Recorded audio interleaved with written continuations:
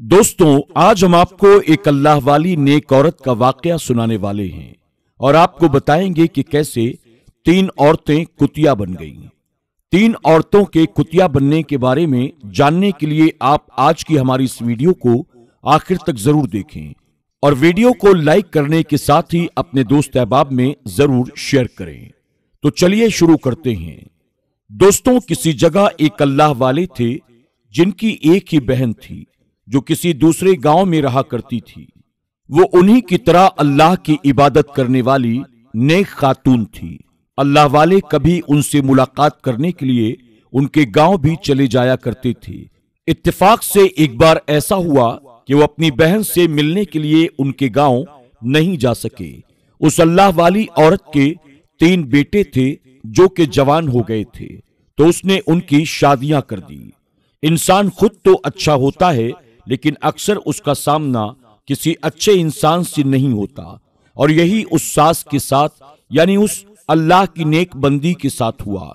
उसकी वो तीनों बहुएं बहुत ही ज्यादा चालाक और शातिर थीं। अब वो सास जब अपने कमरे में नमाज पढ़ती तो उन तीनों बहुओं को ये बहुत बुरा लगता था कि ये हर वक्त अल्लाह अल्लाह करती रहती है। जब देखो घर में पड़ी रोटियां तोड़ती रहती है, जबकि वो घर का सारा काम भी कर दिया करती थी और उनकी आदत थी वो सदका वगैरह ज्यादा से ज्यादा दिया करती थी। जब कोई फकीर दरवाजे पर आता, आवाज देता, तो कभी वो औरत उसे खाली हाथ नहीं लौटाती थी, और ये बात तीनों बहुओं को बहुत ज्यादा बुरी लगती थी और उन्हें बड़ा गुस्सा आता था। वो नेक औरत अपने पड़ोसियों का भी बहुत ख्याल रखती थी और अपनी बहुओं से कहती थी, तुम लोग थोड़ा खाना ज्यादा बनाया करो, क्योंकि मुझे पड़ोसियों को भी खाना देना होता है। वो लोग दिल ही दिल में अपनी सास को बहुत ज्यादा बुरा भला कहते थे, उससे नफरत किया करते थे, क्योंकि वो बहुओं को सुबह सुबह उठा देती और कहती, उठकर फज्र की नमाज पढ़ो, घर की साफ सफाई करो, कुरान शरीफ की तिलावत करो। उन बहुओं को इबादत करने का कोई शौक नहीं था, लेकिन अपनी सास के कहने पर मजबूरन वो कभी कभी इबादत कर लिया करती थी। एक दिन उस खातून ने अपनी बहू को जगाया और कहा कि फज्र की नमाज पढ़कर घर को अच्छी तरह से साफ कर लो, आज मैं बहुत से लोगों को दावत पर बुला रही हूँ। तो बहू कहने लगी, क्या कोई बड़े लोग आने वाले हैं? तो सास ने कहा, नहीं नहीं, मैं बड़े लोगों को दावत पर नहीं बुला रही हूँ, बल्कि यहाँ के जो गरीब गुरबा हैं वो हमारे पास खाना खाने के लिए आ रहे हैं, इसलिए बड़ा सा दस्तरख्वान लगेगा और तुम तीनों को मिलकर उनके लिए खाना तैयार करना है। देखो बहुओं, जब हम गरीब गुरबा को खाना खिलाते हैं तो इस पर अल्लाह ताला बहुत खुश होता है। अपनी सास की ये बातें सुनकर बहुएं गुस्से से खौलने लगी। ये क्या अजीब सी मुसीबत सर पर आ पड़ी है। जब से इस घर में हम आए हैं बस खाना ही पकाते रहते हैं। कभी ये गरीब लोगों को बुला लेती है, कभी यतीमों को बुला लेती है, कभी बेवाओं को जमा कर लेती है, कभी किसी मिस्कीन को, नादार को, फकीर को। न जाने ये बुढ़िया हर वक्त हमारे पीछे क्यों लगी रहती है, और इसके पास इतना पैसा भला आता कहां से है जो ये इतने सारे लोगों को हमेशा खाना खिलाती रहती है। वो अपने अपने शौहरों से अक्सर ये पूछा करती थी, आखिर आपकी माँ के पास कोई जमीन जायदाद है क्या? वो कहते, हमारी माँ को सदका खैरात करने का पहले से बहुत शौक है। ये खानदान ही कुछ ऐसा है कि यहाँ पर नेकियों को पसंद किया जाता है, इसलिए तुम सब वही करो जो हमारी माँ चाहती हैं। शौहर अपनी अपनी बीवियों को ये कहकर काम पर चले जाते। वो अपनी माँ के वैसे तो बहुत फर्माबरदार थे, लेकिन उनके पीठ पीछे उनकी बीवियां साजिश रचा करती थीं और अपने शौहरों के कान भी भरा करती थीं। वो तीनों यही चाहती थी कि किसी तरह अपनी बूढ़ी सास को हम इतना तंग करें कि वो हमसे परेशान होकर यहाँ से कहीं और चली जाए। लेकिन अल्लाह की करनी कि वो सारी मिलकर भी कभी उसको परेशान नहीं कर सकती थी। एक दिन जब सास अपने कमरे में सोने के लिए गई तो तीनों को आपस में इकट्ठे बैठकर बातें करने का मौका मिल गया। एक बहू कहने लगी, मैं तो अब थक चुकी हूँ, पता नहीं इस बुढ़िया से कब हमारा पीछा छूटेगा, पता नहीं कब ये दुनिया छोड़कर जाएगी ताकि हम लोग सुकून की सांस ले सकें। छोटी बहू कहने लगी, ये बुढ़िया रोज रोज बड़ी देगों में खाना पकवाती है, जिससे हमारी नाक में दम हो गया है। बीच वाली बहू ने कहा, इस बुढ़िया की वजह से हम अपने बच्चों की अच्छी तरह से देखभाल तक नहीं कर पा रहे हैं, ना ही उनकी अच्छी तरह से परवरिश हो पा रही है। हम तो बस फकीरों और मिस्कीनों को हमेशा खाना ही खिलाते रहते हैं, अपने घर वालों को तो हम देखते तक नहीं हैं। ये बुढ़िया किसी न किसी तरह यहां से बस निकल जाए।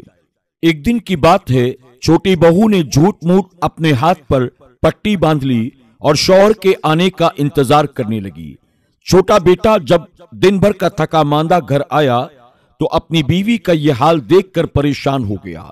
उसकी बीवी ने रोते हुए अपने शौहर से कहा, आज माँ जी ने अकेले मुझसे सारे घर का काम करवाया है, यहाँ तक कि यहाँ पर 50 लोग आए थे, अकेले मैंने उनके लिए खाना भी तैयार किया, जिसकी वजह से मेरा हाथ जख्मी हो गया है और मुझे बहुत दर्द हो रहा है। अब मुझे इस घर में नहीं रहना। आपकी माँ ने हमें परेशान करके रख दिया है, न अपनी खबर ले सकते हैं और न अपने बच्चों की। आप या तो हमें अलग कर दें या इनको घर से किसी और जगह भेज दें। छोटा बेटा माँ का इतना फरमाबरदार नहीं था। अपनी बीवी की हालत देखकर उसे गुस्सा आ गया। वो फौरन अपनी माँ के पास आया और कहने लगा, क्या आपने हम भाइयों की बीवियों को नौकर समझ रखा है, जो इनसे रोजाना 1000 लोगों का खाना पकवाती रहती हो? आपको अगर इतना ही शौक है तो अपने भाई के घर चली जाओ, वहां जाकर उनके साथ नेकी के काम करो, दीन की तबलीग करो। बेटे को पहली बार इस लहजे में बात करता हुआ देखकर माँ को बड़ी तकलीफ हुई। माँ ने कहा, अगर तुम लोग यही चाहते हो तो ठीक है।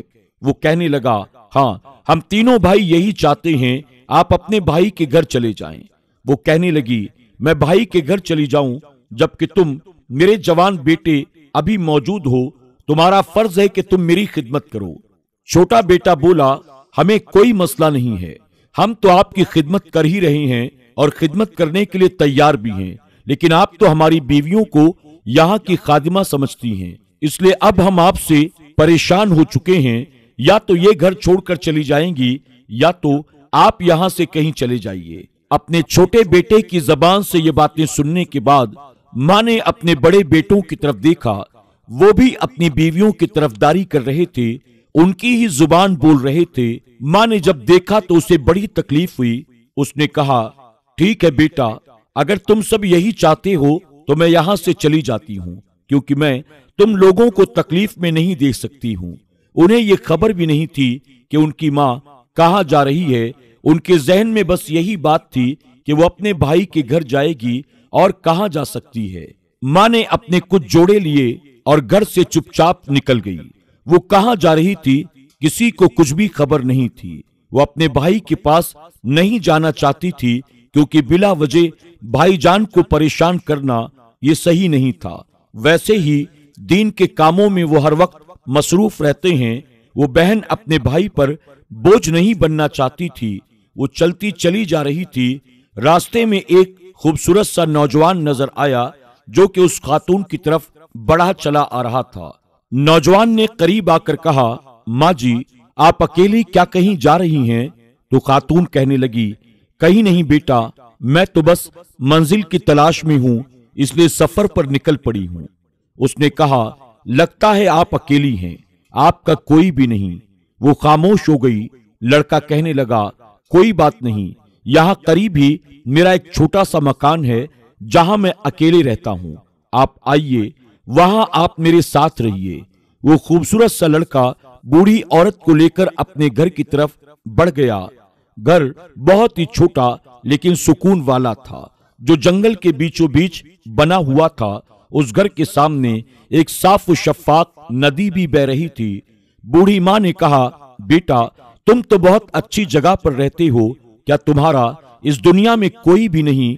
उसने कहा, नहीं माँ जी, मैं यतीम हूँ, इसलिए आप आज से मेरी माँ हैं। आप यहाँ पर मेरे साथ रहेंगी, मुझे अच्छा लगेगा। उस बूढ़ी औरत ने अल्लाह ताला का शुक्र अदा किया और कहा, मैं नमाज पढ़ना चाहती हूँ। लड़के ने औरत को कमरा दिखा दिया और कहा, आप यहाँ पर रहिए और अपनी इबादत कीजिए, जितना दिल चाहे आप नमाज पढ़िए। उसके बाद वो लड़का वहां से चला गया। बूढ़ी खातून हैरान इस बात पर थी कि ये जवान होकर भी अल्लाह ताला का नेक बंदा है, यानी इबादत गुजार मालूम देता है, हर वक्त नमाज अदा करता रहता है, कभी घर में होता है और कभी घर से चला जाता है। वो वहां आकर बहुत चुप हो गई। जिस माँ को उसके बेटे ही अपने घर से उसे निकाल दें, वो माँ भला कैसे किसी से अब कोई सवाल कर सकती थी। बस हर वक्त अल्लाह की बारगाह में वो दुआ करती रहती, या अल्लाह तू मेरी नेकियों को जानता है, बस मुझे कभी रुस्वा न करना और किसी का मोहताज न बनाना। तू जानता है मुझे गरीबों को खाना खिलाना कितना अच्छा लगता है, लेकिन मेरे बेटों ने बस इसी वजह से मुझे घर से बाहर निकाल दिया। मैं उनसे कोई शिकवा शिकायत नहीं करती, ना ही उन्हें बुरा भला कहना चाहती हूँ, ना ही उनके लिए बदुआ देती हूँ। बस दिल उदास इसलिए होता है कि मैं यहाँ किसी को खाना नहीं खिला सकती। अब वो यही सोच रही थी कि अचानक दरवाजे पर दस्तक हुई। देखा तो वहां पर बहुत से फकीर और औरतें खड़े थे। उन्हें देखकर वो औरत कहने लगी, आप लोग यहाँ पर किस लिए आए हैं? वो कहने लगे, हमने सुना है कि यहाँ पर खाना खिलाया जा रहा है। बूढ़ी औरत ने कहा, नहीं बेटा, यहाँ पर तो कोई भी खाना खिलाने वाला नहीं है, न ही मैंने खाना बनाया है। वो कहने लगे, अरे आप कैसी बातें कर रही हैं बूढ़ी माई, वो देखिए देगे पक रही हैं। बाहर जाकर देखा तो वहां वाकई बड़ी बड़ी देगों में खाना पक रहा था। उन्हें कौन पका रहा था कुछ भी पता न चला। वो लड़का भी वहां पर मौजूद नहीं था। बहरहाल दस्तरख्वान तो लग ही चुका था। सब लोगों ने बैठकर पेट भरकर खाना खाया। बूढ़ी माँ ने भी उनके साथ मिलकर खाना खाया और अल्लाह ताला का शुक्र अदा किया और कहा, या अल्लाह तूने मेरी दुआ को इस तरह सुना। मैं तो बस सोच ही रही थी और ये खाना खुद ब खुद तैयार भी हो गया। ये कैसे हुआ मैं नहीं जानती। या अल्लाह तेरा लाख लाख शुक्र है। वो समझ रही थी कि ये दस्तरख्वान सिर्फ एक दिन के लिए लगा होगा, पर ऐसा नहीं था। वो जब भी फजर की नमाज पढ़ने के बाद बाहर आती तो वहां पर देगे पक रही होती, खुद ब खुद खाना तैयार होता, लोग वहां आ जाते, लंगर चलता रहता। पर वो लड़का उसी वक्त वहां से कहीं चला जाता। वो औरत समझ गई इसमें कोई ना कोई राज जरूर है। ये लड़का अल्लाह का कोई नेक बंदा है। कुछ राज ऐसे होते हैं जिनको खोलना मुनासिब नहीं होता, इसलिए वो खामोश थी। खाना तो खुद ब खुद पकता था, पकाने वाले नजर नहीं आते थे। अब इस बात की शोहरत गांव में होने लगी। वो गांव जहां पर उस औरत के अपने बेटे रहा करते थे, तीनों बहुएं रहा करती थी, उनके कानों तक भी ये खबर पहुंची कि जंगल में एक ऐसा घर है जहां पर बस खाना ही पकता रहता है, हर वक्त देगे चढ़ी रहती हैं। गांव के जितने गरीब गुरबा हैं, फकीर हैं, मिस्कीन हैं, बेवा हैं, यतीम हैं, जिनके घर खाना नहीं होता, वो सब वहीं पर जाकर खाना खाने लगे। अब कोई भी खाली पेट नहीं रहता था, भूखा नहीं सोता था। उन तीनों बहुओं ने सोचा, चलो हम भी वहां जाकर देखते हैं ये कौन है जो इस कदर इतना बड़ा दस्तरख्वान लगा रखा है। एक दिन वो तीनों बहुएं अपने शौहरों से छुपकर जंगल में पहुंची। वहां एक छोटा सा मकान उन्हें नजर आया। उस घर के अंदर कौन था ये कोई भी नहीं जानता था। घर के बाहर बड़ी बड़ी देगें पक रही थी, लोग खाना भी खा रहे थे। उनको भी खाने के लिए बुलाया गया। उन्होंने बहुत ही खराब शक्ल बनाकर कहा, नहीं, हम सदका और खैरात वाला खाना नहीं खाते, हम कोई फकीर या भिखारी थोड़ी हैं। एक औरत ने कहा, ऐसी बात नहीं है, ये खाना बहुत शिफा वाला है। हमने सुना है कि जो ये खाना खाता है अगर वो बीमार होता है तो सेहतमंद हो जाता है। वो कहने लगी, हम इन बातों पर यकीन नहीं करते, हम वैसे ही अपनी सास की वजह से बहुत तंग आ चुके हैं। फिर एक बहू बोली, अच्छा ये बताओ ये घर किसका है? ये बहुत ही अमीर और रईस आदमी का मालूम देता है जो रोजाना इतना खाना बनाकर लोगों को खिलाया करता है। दूसरी औरत कहने लगी, यहाँ कोई आदमी है ही नहीं, बल्कि एक औरत रहती है। सुना है वो ज़ईफा है जिनको लोगों को खाना खिलाने का बहुत शौक है। उन तीनों ने जब ये सुना तो फौरन चौंक गई, ये सोचकर कहीं वो हमारी सास तो नहीं, लेकिन वो तो अपने भाई के घर दूसरे गांव में जा चुकी है। छोटी बहू ने कहा, चलो घर में चलकर देखते हैं। वो चुपके से उस घर के अंदर दाखिल हुई। उसको एक कमरे से किसी के कुरान पाक के पढ़ने की आवाज सुनाई दी, लेकिन वो किसी औरत की नहीं बल्कि मर्द की आवाज थी। वो तीनों वहीं पर खड़ी होकर सोच रही थी कि कमरे से एक चमकते नूरानी चेहरे, बड़ी सी सफेद दाढ़ी वाले बुजुर्ग बाहर निकले, जिनके चेहरे पर इतना जलाल था कि उन्हें देखते ही तीनों कांप गईं। उन्होंने कहा, तुम लोग कौन हो? वो औरतें बोली, हम कोई भी नहीं हैं, हम तो बाहर खाना खाने के लिए आए थे। बुजुर्ग ने पूछा, तू खाना खाया या नहीं? जी जी, हमने खा लिया। उन तीनों ने एक जबान होकर साफ साफ झूठ बोल दिया और वहां से चली गईं। बाहर आकर छोटी बहू कहने लगी, हाय, मैं तो डर ही गई थी, कहीं हमारी सास तो नहीं है, ये तो कोई और बड़े बुजुर्ग मालूम देते हैं। वो तीनों अपनी सास का जिक्र करके मजाक उड़ाने लगे।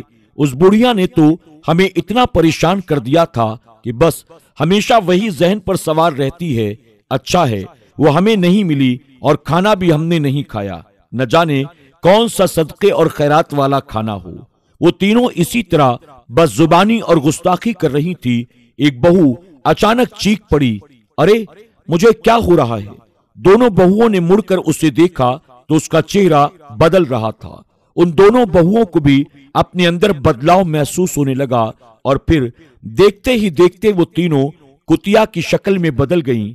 यानी वो तीनों औरतें अब कुतिया बन चुकी थीं। अब उनके मुंह में इंसानी जबान कहाँ थी? वो किसी न किसी तरह अपने घर पहुंची, पर वहां पर उनके शौहर बैठे हुए थे। जो तीन कुतिया को घर में घुसता देखा तो उनके पीछे डंडा लेकर भागे। वो डरी सहमी वहां से भागी, किसी दीवार के पीछे आकर छुप गईं। उन्हें समझ में नहीं आ रहा था वो आखिर इंसान से जानवर कैसे बन गईं। दीवार के पीछे छुपकर वो तीनों रोने लगी।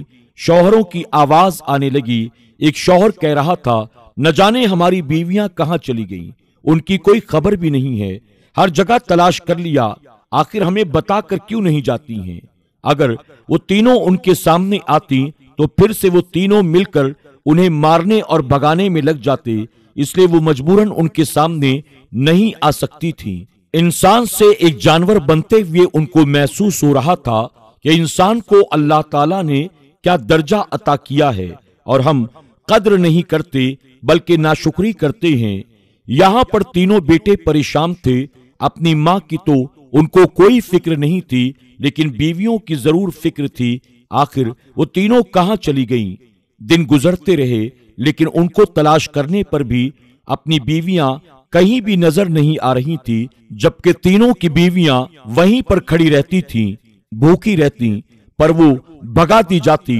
न बच्चे माँ को पहचान सकते थे और न ही शौहर। उन तीनों के पास सिवाय आंसू बहाने के और कोई चारा ही नहीं था। जब इस हालत में कई दिन गुजर गए, सबसे छोटी कुतिया अपनी जबान में दोनों से कहने लगी, हम जंगल में चलो उसी जगह पर जाते हैं जहां पर वो खाना खिलाया जाता है। हो सकता है कि वो खाना खाकर हमें फिर से हमारी असली सूरत मिल जाए, हम इंसानी हालत में लौट आएं। ये सुनकर वो तीनों जंगल की तरफ चले गए। वहां पर अब भी खाना खिलाया जा रहा था। उन गरीब भिखारियों ने उनको वहां से भगाना शुरू कर दिया। कोई लात मार रहा था, कोई उनको दुत्कार रहा था, कोई डंडा लेकर दौड़ा रहा था, क्योंकि वो इंसान नहीं जानवर थी। अब पता चला कि जो रवैया वो किसी फकीर गरीब के साथ किया करती थी, आज वही रवैया उनके साथ हो रहा था। सब पलटकर उन्हें मिल रहा था। तीनों अपने आंसू बहाने लगी, किसी तरह कोई उनको थोड़ा सा खाना खिला दे। उतने में वही खूबसूरत नौजवान उन तीनों कुतियों के पास आता है और कहता है, लगता है तुम तीनों भूखी हो, लेकिन ये खाना तुम्हारे लिए नहीं है, ये खाना उनके लिए है जो इंसान हैं। वो इंसान जिनके दिल में इंसानों का दर्द है, हर एक का दर्द है, जो तुम लोगों के अंदर नहीं, जिन्होंने हमेशा लोगों के साथ बुरा रवैया रखा, जो एक ज़ईफा के दिल को तोड़ चुकी हैं।